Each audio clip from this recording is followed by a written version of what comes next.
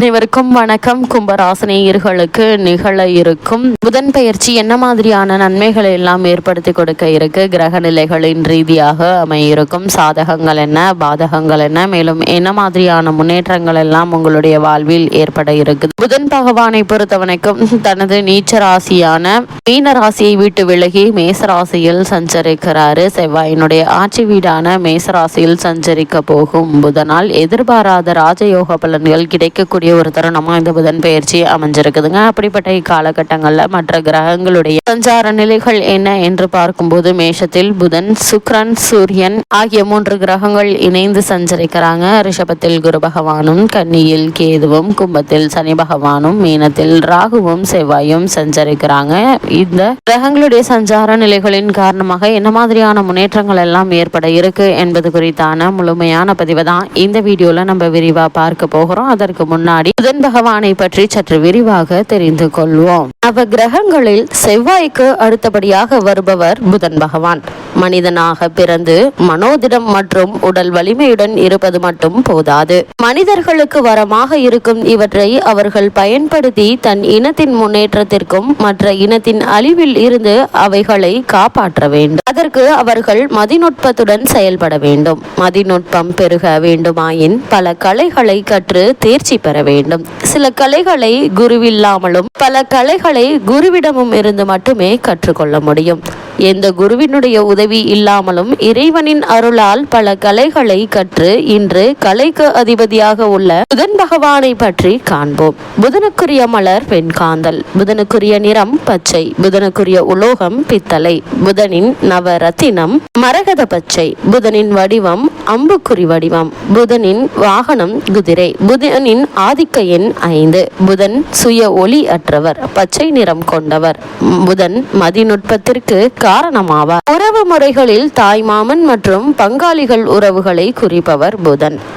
புதனின் தோற்றம் பற்றிய முன்கதை சுருக்கத்தை ஏற்கனவே சந்திரன் வாழ்க்கையில் நாம் அறிவோம். சந்திரனுக்கு தாராதேவிக்கும் பிறந்தவர் புதன். குருவினுடைய மனைவியுடன் இக்குழந்தை வளர விரும்பாத குரு சந்திரனிடம் அக்குழந்தையை ஒப்படைத்தார். சந்திரனும் அக்குழந்தையை தன் 27 மனைவிகளிடம் ஒப்படைக்க அவர்களில் ரோகிணி மற்றும் கார்த்திகை மட்டுமே அதிக அன்புடன் வளர்க்க மற்ற மனைவிகளாலும் தட்ச பிரஜாபதியாகும் சந்திரன் அடைந்த சாபங்களும் சிவபெருமானால் சந்திரன் மோட்சமும் அடைந்தார். ரோகிணி கார்த்திகை இருவரும் புதனை அன்புடன் வளர்க்க ரோகிணியிடம் மட்டும் புதன் அதிக அன்பு கொண்டார். காலங்கள் கடந்து ஓடின. குழந்தையாக இருந்த புதன் வளர்ந்து வாலிபரானார். வாலிப பருவத்தை அடைந்த புதன் தன் பிறப்பை பற்றி அறிந்ததும் தந்தையை வெறுத்தார். தந்தையினால் இதுவரை அனுபவித்த ஆதரவை வெறுத்து இருப்பிடத்தை விட்டு வெளியேறி ஆசிரம வாழ்க்கையை வாழ முடிவெடுத்தார். இமயமலை சாரலில் உள்ள வனத்தை அடைந்து அங்கு தனக்கென்று ஒரு ஆசிரமத்தை அமைத்தார். குருவில்லாமல் பல கலைகளை கற்று தேர்ச்சி பெற முடிவெடுத்தார். காரணம், தன் பிறப்பில் தந்தையான சந்திரன் மற்றும் குருவின் மனைவி தாராதேவி செய்த தவறினால் குருவினை வெறுத்தார். குரு இல்லாமல் சில கலைகளை கற்ற புதன் பல கலைகளை கற்க முடியாமல் தவித்தார். பல கலைகளை குருவினுடைய உதவி இல்லாமல் கற்க வேண்டுமாயின் இறைவனின் அருள் வேண்டுமென எண்ணிய புதன் நாராயணனை நோக்கி தவம் இருந்தார். பல இன்னல்களை கடந்து தவம் புரிந்த புதனின் தவத்தை கண்டு நாராயணன் அவர் முன் தோன்றி அவருக்கு அருள் பாவித்தார். இமயமலை அடிவாரத்தில் கௌரி தடாகம் என்ற இடத்தில் தனது ஆசிரமத்தை அமைத்து நாராயணன் அருளால் குருவே இல்லாமல் சகல கலைகளையும் புதன் கற்று தேர்ந்தார். கலைகளால் பல உயரத்தை அடைந்த புதன் பிறப்பால் பல அவமானங்களை சந்தித்த புதன் தன் தந்தையான சந்திரனுக்கு பின்னால் தனக்கு வரவேண்டிய அனைத்து அரச பதவிகளையும் துறந்து ஆசிரம வாழ்க்கையை மேற்கொண்டார். புதன் தன் தந்தையான சந்திரனை வெறுத்து ஒதுக்கினாலும் பதவிகள் துறந்து ஆசிரம வாழ்க்கையை வாழ்ந்தாலும் சந்திரனின் அழகில் பாதியை கொண்டவராக இருந்தார் புதன். சகல கலைகளையும் கற்று அழகிய உருவ தேவ அமைப்பை கொண்ட புதன் கண்ட தேவ மாந்தர்களில் ஒருவர் அவரிடம் தன் மனதை பறிகொடுத்து தன்னை ஏற்றுக்கொண்டு தனக்கு இன்பத்தை அளிக்குமாறு வேண்டினான். தன் பிறப்பினால் ஏற்பட்ட அவமானங்களை இனி எந்த ஒரு குழந்தையும் அனுபவிக்க கூடாது என்று எண்ணி அந்த தேவமாதர் எவ்வளவு வற்புறுத்தியும் மனம் இறங்காமல் இருந்தார் புதன். வேண்டுகோள் விடுத்த தேவலோக மாதுவை புறக்கணித்ததால் கோபம் கொண்ட தேவலோக மாது புதனை இனி அழியாக போகும்படி சாபமிட்டார். எந்த தவறும் செய்யாத, தவறு நடந்துவிடக் கூடாது என எண்ணி தனியாக ஆசிரமம் அமைத்து வாழ்ந்து வந்த எனக்கு ஏன் இவ்வளவு பெரிய தண்டனை என எண்ணி வருந்திய புதன் நாராயணனை சந்தித்து முறையிட எண்ணினார். நாராயணனை கண்ட புதன் நடந்த அனைத்து விஷயங்களையும் கூறினார். தேவமாந்தர் விட்ட சாபத்தில் இருந்து நிவர்த்தியாகும் பரிகாரத்தை கேட்டார் புதன். நாராயணன் நடந்த அனைத்தையும் அறிந்து பின் புதனுக்கு உதவினால் எந்த சிறப்பும் பெருமையும் இருக்காது என எண்ணிய நாராயணன் புதனை சிவனிடம் சரணடைய சொன்னார். ஏனெனில் புதன் நாராயணின் அம்சம் ஆவார்.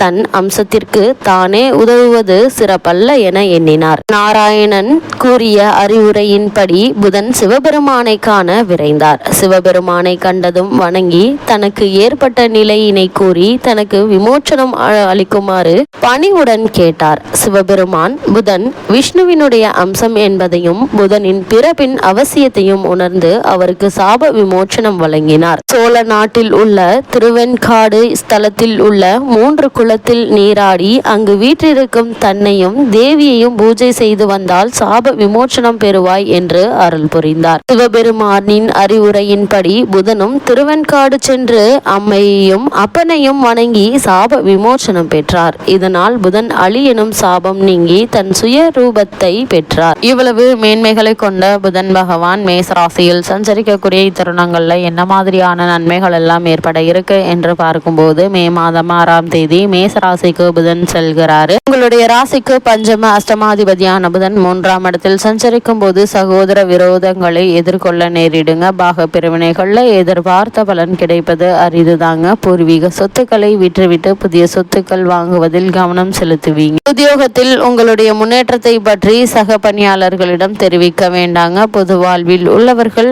புது முயற்சிகளை யோசித்து செய்வது மிக மிக நல்லதுங்க. வியாபாரம் தொழில் செய்பவர்களுக்கு தொழில் போட்டி அதிகரிக்குங்க. உத்தியோகத்தில் உள்ளவர்கள் மேலதிகாரிகளிடம் நல்ல பெயர் எடுப்பாங்க. கலைஞர்களுக்கு வாய்ப்புகள் வாசல் தேடி வருங்க. மாணவ மாணவிகள் படிப்பில் கூடுதல் கவனம் செலுத்துவது மிக மிக நல்லதுங்க. பெண்மணிகளுக்கு வேலை பளு அதிகரிக்குங்க. உடன் இருப்பவர்களுடைய அனுசரிப்பு குறைவதற்கான வாய்ப்புகள் அதிகம் இருக்குதுங்க. அது மட்டும் இல்லாம உங்களுடைய ராசிக்கு 2இல் இருந்த சூரியன் ராசிக்கு 3ஆம் இடத்தில் சஞ்சரிப்பது, அதுவும் புதன் மற்றும் சுக்கிரனோடு இணைந்து சஞ்சரிப்பது எதிர்பாராத பொருளாதார நெருக்கடிகள் அகல இருக்கு என்பதை தெளிவுபடுத்துதுங்க. 5க்குரிய புதன் உங்களுடைய ராசிக்கு 3ஆம் இடத்தில் சூரியனோடு இணைந்து சஞ்சரிப்பதால் புத ஆதித்ய யோகம் கிடைக்க இருக்குதுங்க. பிள்ளைகளுக்கு திருமண வாய்ப்புகள், வேலை வாய்ப்புகள் கிடைக்க இருக்குது. பொருளாதார நிலை திருப்தி தருங்க. தொழிலும் ஏற்ற இறக்கம் இல்லாமல் ஒரே சீராக இருக்குங்க. உத்தியோகத்தில் உள்ள தடைகள்கள் விலக இருக்குது. எதையும் நிதானமாகவும் ஒரு முறைக்கு பல முறை யோசித்து செயல்பட வேண்டும் என்பதை கிரகநிலைகள் மீண்டும் மீண்டும் உங்களுக்கு அறிவுறுத்துதுங்க. அதே போல